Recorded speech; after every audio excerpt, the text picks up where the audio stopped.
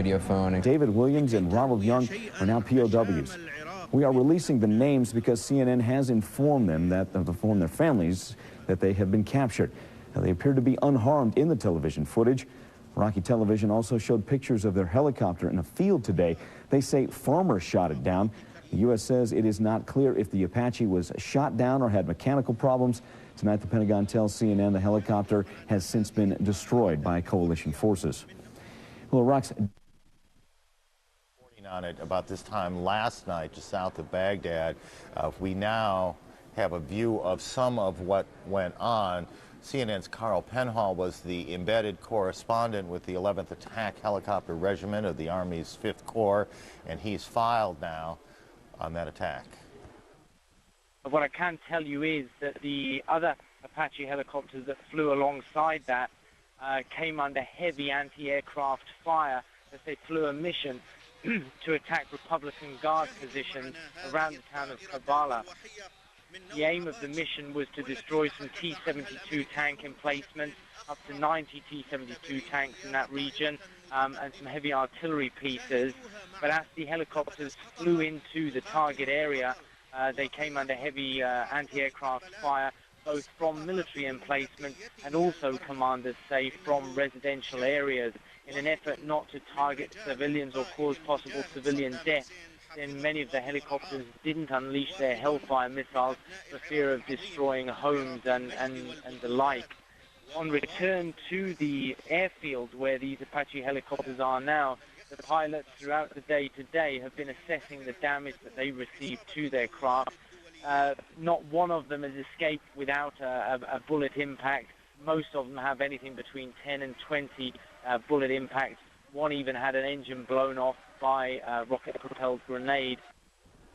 Carl Penhall, who is with that group, and we expect we'll be hearing more from him as we go along. General Wesley Clark is here with us as always, and we can tell we just showed General a shot of that helicopter sitting in a field, and we can tell our viewers now that that helicopter is no longer sitting in that field, has been blown to bits because... Well, we're not going to allow that technology to fall into the hands of the Iraqis or whoever's back there working with the Iraqis here. Is that something that they send in, and how do they do that? Are there munitions on the helicopter that... No, we would have sent in an airplane to just put a guided weapon right on the top of the helicopter. How do you read this incident in the context of the overall plan? Because again, we tend to focus a lot on those specific things that we are witness to and can report, and it doesn't necessarily provide the broad picture. The significance of it is good and bad. What? Well, two things here. First, the reports we've been hearing have only talked about what happened to the Apaches. Nobody's reporting what happened to the Medina division. Right. In fact, I've received information from indirectly from Army sources that the Apache raid was effective. We destroyed a number of tanks, we destroyed a number of artillery pieces, killed a lot of Iraqi troops out there. That's been followed up today with more airstrikes. This is part of the process of breaking down and destroying the Medina division. Now, these Apache helicopters are built to take fire, and we knew when we designed them back 20 some odd years ago that they were going to be in a tough ground environment. That's the reason why they came back with all those holes in it and an engine missing. So the pilots they expect to do that. That's not to say that we won't do things differently the next time. We'd rather not have any fire at all. But as part of it, this is part of the campaign. It's it's a give and take thing, and it's basically on track. One more question on this before we move on. To any extent, do you think that our ability to report these things in the way that we are now able to report them through the embedding process places undue emphasis on any one incident, this one in this case, at the expense of the broader picture? Well, it's very hard to, when you get the information here, you're not receiving all the information that the Army has available. And even then, we don't know everything inside the Army. The soldiers there, the leaders don't know everything that's happened to the enemy. So you always know your own losses better than the enemy's losses. You know your own movement better than the enemy's movements. So you tend to go from exhilaration that we had with Walter Rogers the other night when we were dashing across the desert to despair when suddenly you take losses and you have people captured and so forth, when in reality, neither of these is tactically significant. What's is no more than of tactical significance. What's strategically significant is the force has moved up to close with the Iraqi Guard. It's consolidating its positions. It's preparing while the Air Force is continuing to grind away on Iraqi command and control.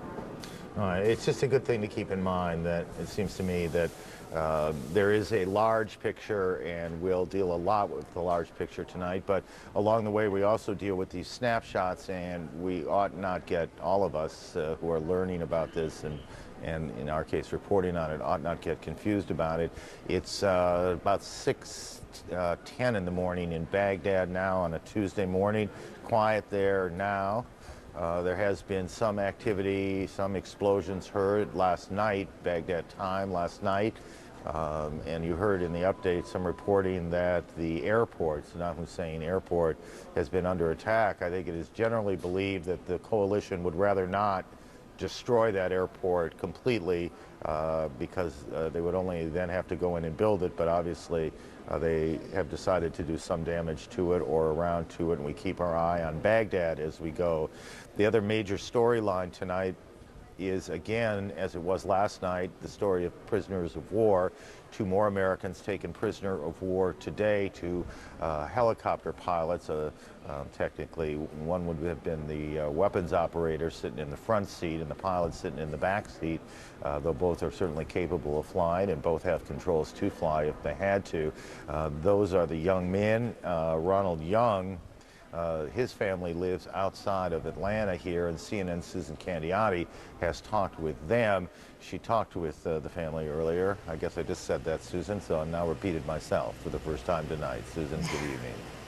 Good evening, Aaron. In fact, the family, as you can well imagine, has been glued around the television set all day long and all evening long, looking at everything they can possibly learn about their son, who they have now learned is a prisoner of war. Joining me now is Ronald Young's father, Ronald Young, also joining us. And one of the things we saw just a moment ago is General Clark saying that overall his information is that the attack, the Apache attack, was effective. But that also raises some questions in your mind, having seen your son's Apache helicopter. Right, that helicopter looked like that he flew. They talking about how it'll take a hit, but it didn't have any known hits on it, and I was just wondering why it didn't return too. Of course, I know engine malfunctions and things like that, things can go wrong, but it's still not easy, you know, when it's your son. We had talked about also that your wife had sort of a premonition when she initially heard the reports of and saw the downed helicopter. Right. Tell me about that. Well, she said about 12 o'clock, she said she had this feeling that, this warm feeling that Ron was there with her. It was just like she was dreaming it or something like that, and she said he had a soft smell, sweet smell about him when he was a baby, and she could detect that at that time, and I guess she felt like everything was, you know, that maybe something had really happened to him. I think it happens to do with mothers. I think maybe they're closer to their children than fathers are because they carry them for so long. But she does have this connection with her children, and it seems that it did pay off. This morning we found out that he was, you know, captured or was missing in action, is what they told us. Well, clearly your entire family is very close. But when you were informed of this happening, I know your wife told me, she said, I knew it. Mm-hmm. And you were told that he was missing in action. Right. Then you saw for the first time pictures of him on television. Mm-hmm. Describe how that made you feel. First hearing that he was a prisoner of war, and then at least seeing him. Well, at first, I felt like I didn't know where he was alive or not, and that was a real big question for me. And as I went through the day, I said, well, he's got to be. I just feel like it's probably not him in the helicopter, and I convinced myself that it wasn't his. You know, that he had 1 out of 6 chances for it to be. But then, when the Army came up and told us, you know, the bad news that it was his helicopter, I had this sinking feeling, and I didn't know where. They wouldn't give me any information really, so I didn't know whether he was alive or dead. He was just missing. That's all it was. And then, of course, and then you saw right. some of the insignias on the side of the helicopter. Yes, then you knew it was certainly his helicopter. I knew that we saw the insignias earlier, and I knew it was one out of his. There are the pictures detachment. of it now. Right. Mm-hmm. And I knew that due to the fact that those were his helicopters, that you know, there were six helicopters flying out of his detachment, so I knew. Because in fact you saw a bat wing on the side. That's correct. That's right. That was one indicator that it might have been him. Yes, ma'am. You've seen the tape, you've seen these people cheering, you've seen how he looks on television. How does he appear to you? He looks good on, you know, when I saw him, he looked like he's been treated well. It looks like it's just another day in the service for him. I mean, he doesn't look like he's had anything noticeably done to him. I mean, he looks good. He looks like I'd expect him to look if he was coming home. I understand he always wanted to be a pilot. Always, ever since he was a little boy, he thought about being a pilot and wanted to be a pilot, and he, of course, got a chance with the Army, so that's where he took the opportunity to be able to go on to flight school and warrant officer school and become a pilot, and it's something he wanted to do. Of course, I've always been kind of fretful for him because I know being a pilot and in the service is a dangerous occupation. You didn't always want him to No. I was fine with him being a pilot, but I wasn't fine with us going to war. I mean, you know, it was just a natural thing. How confident are you he'll come out of this all right? Well, I feel better than I did. I mean, you know, he's alive, and that's one big thing that was a question in my mind at first. So if the Iraqis would treat him right and we treat their prisoners of war honorably and right, then I think that we got a chance to get them all back home. And that's what I hope for, not just him, but all of them, because they all have families just like me. Indeed, why did you feel it was important to share with everyone how you feel about your son? Because I know they would feel the same way. And it's not a good situation to be in whenever you lose contact with somebody that is as close to you as your son or your daughter or whatever. Mr. Young, did you ever talk about the possibility of capture with your son? Ma'am. I never even thought about the possibility. You know, that's something that you always think that happens to somebody else, not me. You know, and I felt like, well, the odds are, there's so many helicopters over there, that he'll get through it. But, you know, you just never can tell. And this is one of those times that you can't tell. You feel he's prepared for it? Well, he's a tough kid, and he's strong mentally. I think he's prepared for it, yeah. I know he's got a long time and a tough road to hoe, but I believe he's prepared for it. Well, you certainly have a lot of people pulling for you, Mr. Young. Well, thank you very much. Thank you very much for joining us. And as you heard him say, he not only wants his own son back, he also wants the other gentleman back also, who has also been taken prisoner, and everybody else for that matter, Aaron. Susan, thank you. Susan Candiotti. Let me quickly turn to General Clark. You and I were talking last night about the 5 young Army soldiers who were taken as POWs yesterday, and that they would not have received any particular training to cope with that sort of situation. Would a helicopter pilot, an Apache helicopter pilot, have? He will have received more. He may or may not have gone through a special escape and evasion course, but he will have received more training. He's been through his commissioning school. He knows more about how to conduct himself. A little bit more mature is what you would expect from someone of that rank, and he'll make it. And just on the subject of rank, for people who don't keep track of such things, a chief warrant officer fits in where in the scheme of things? Well, warrant officers are technical, and so they're not in the leadership chain like officers and like a lieutenant officers. or a captain. Right, you expect a lieutenant to later become a captain, become a major and so forth. Warrant officers go from warrant officer 1 to warrant officer 2, 3, 4, and some warrant officer 5s. And so, for example, in the aviation field, they can stay and fly helicopters continuously, whereas an officer who's an aviator would rotate in and out of aviation assignments. These warrant officers are the real experts. That's a nice way to put it, thank you. So add tonight into your thoughts the names of these 2 young men, Ronald D. Young Jr., Chief Warrant Officer, family living in the state of Georgia, and also put into your thoughts tonight David Williams, David S. Williams, a Floridian. Both, we know, are in the custody of the Iraqi government, as are 5 other young Americans in the custody. Their families now have all been notified. As you can see, one of them is a young woman, Shoshana Johnson. We've heard from her family. They represent, in many respects, the true cross-section of the country. They come from the East Coast and the West, from the Midwest. They are African American and Hispanic and Caucasian. They are very much a cross-section of the diversity of the country, and they ought to be very much in all of our thoughts tonight. Out in Fort Bliss, Texas, there's plenty of heartache there because of the fact it is home of the 507th Maintenance Company. 7 soldiers there are still listed as missing in action, and then there are the 5 that we just showed you who are, we know, prisoners of war. The 5th prisoner's family has now been notified, so now all 5 have been told formally by the Army that their son or daughter, husband, is a prisoner of war. Ed Lavandera has been at Fort Bliss, and this story broke, and he joins us again tonight. Ed.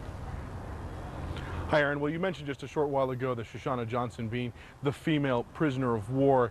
Just a few hours ago, we had the chance to speak with her father and sister, and we got into the issue of their concerns about her being a female prisoner of war and how that might or might not affect the situation she's in. They're really not sure exactly what to make of it, but they do say that it is a concern, and they wonder just exactly how she's being treated and whether or not she's being treated any differently from the male prisoners of war. So for them, there is that issue outstanding. As I mentioned, we got to speak with them just a few hours ago. We spent 45 minutes with them talking about it. They explained to us how they found out about this situation. Sunday morning, about 8 o'clock, Claude Johnson, Shoshana's father, said he's flipping on the TV, trying to find some cartoons for his grandchild to watch. Instead, he flips across the Spanish language network, Telemundo, and finds that that network is broadcasting the images from the Iraqi front lines, and that is when he sees the images of his daughter in the custody of Iraqi soldiers. He said it wasn't until 6 hours later that they found out, got the official word from the Army officials here at Fort Bliss that in fact his daughter was a prisoner of war. When she went over there, we knew that obviously this was a little bit more in-depth and more intensive, but I'm sure she didn't think that, I'm sure this is the last thing she thought was going to be on her mind. And she's in, maintenance is combat service support. You're not really supposed to be on the front lines at all. You know what I mean? They bring things back to you. You don't think about that stuff when you're a support element. What happened? Did they miss a checkpoint? They made a wrong turn. Were they supposed to turn? What happened? Where's the breakdown? You know you're going over there, but you never really think, you know, that this is going to happen. My sisters kind of have always had like a little angel following her around. She always manages to get out of stuff. So this was not something we thought was going to happen to her at all. You know, and in considering the whole situation in which some individuals did die, you know, and the fact that, you know, she was seen on TV, she looks to be staying strong. You know, hopefully her angel is still with her.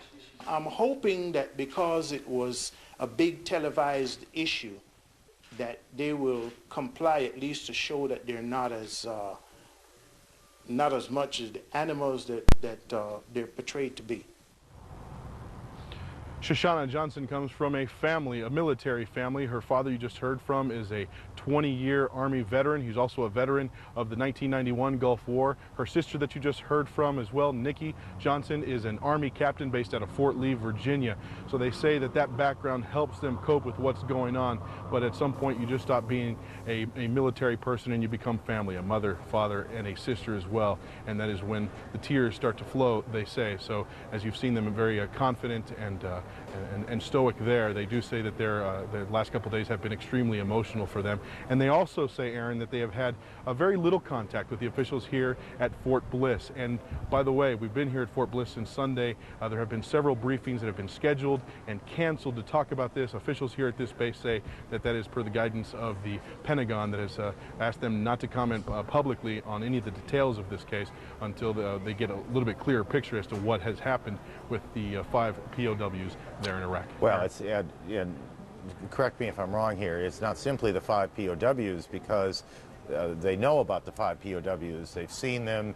They've seen the tape. In total, that Iraqi State TV showed, they have some sense of their condition. The broader concern, I assume, Ed, at Fort Bliss and at the Pentagon is the 7 others. And there are some pictures. We started talking about this last night, but they want to be sure of where those 7 are, whether they are alive or not, before they say very much. Is that that's not much of a question, yeah, but Well, you're absolutely correct. They are, the status of the other 7 isn't clear. There was 12 soldiers in all, part of the 507th maintenance company that was part of this unit that was taken into Iraqi custody. So yes, that's very much part of the concern, and a lot of the reason why perhaps why they haven't been able to answer any questions here just yet. Thank you, Ed, very much. Ed Lavendero's down at Fort Bliss. General, 2 questions that were raised. Let me deal with the harder of the 2 first. I think when you talk about a woman being held as prisoner of war, I mean, there's certain sort of obvious and horrible things that run through your mind. This happened during the first Gulf War. There was a woman taken prisoner. She's now an Army colonel, as I recall. Do we have any evidence, one way or another, that women, in fact, were treated any worse by the Iraqis than the men were? As far as I know, we don't. Okay. But the risk is always there, and, you know, it's a terrifying thing. And then the other part of this is there was this long national debate about whether women should be in combat, and that was answered in an interesting way. No, they are not involved in direct combat, but as we know now very clearly, we learned this in the first Gulf War and we see it again, women are very much engaged in military operations, including being helicopter pilots. Anywhere on that battlefield, you're in danger of being in direct combat. And that means you're in danger of being killed, wounded, or taken prisoner. And it really doesn't matter what your military occupational specialty is. You are at risk. And by the way, we have female pilots as well who are flying our strike aircraft in the Army, in the Navy, in the Air Force. So it's not just the rear area. It's funny that while a lot of people would assume this debate has gone on like about a lot of other debates, this one's long settled in the military. The military has in many ways led the way in certain respects in these areas of diversity and the like. They have integrated women in all sorts of ways. And we still sit around and argue about whether it makes sense or not. They just did the job. We moved past way this. beyond it. Women are great soldiers, yeah. Airmen, sailors, Marines, and so forth. Can I just return for a Please. second? I think, as I recall the story from Gulf War, there were some sexual connotations in some of the actions that the female aviator suffered. But she was badly injured. Yes. And I think that may have kept it from being worse than it was. Well, yeah, I mean, that's what you worry about. And honestly, I mean, we looked at the tape of Shoshana Johnson yesterday, and she was obviously, as you would be or I would be or any human being on the planet would be, she was scared and nervous, and we just hope that they are decent and treat her decently. Well, my heart goes out to them. Yeah, it's all tricky business.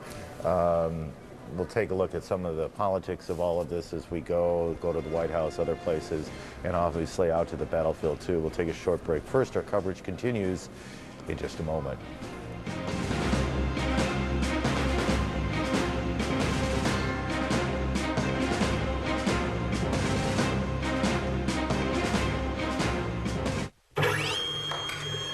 What can a pitching machine teach us about financial advisors?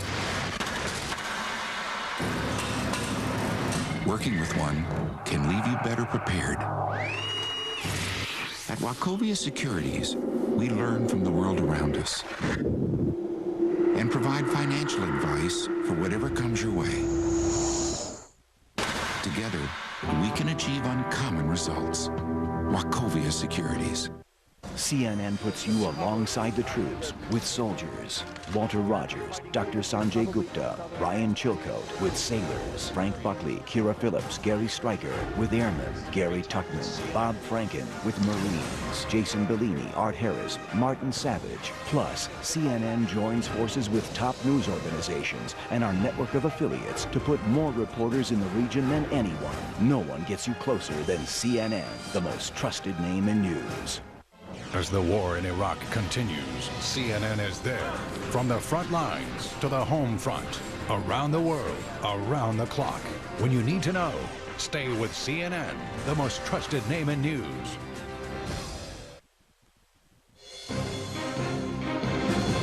Good evening, everyone. From CNN Center, I'm Heidi Collins. Here's a look at our headlines before our coverage of the war continues.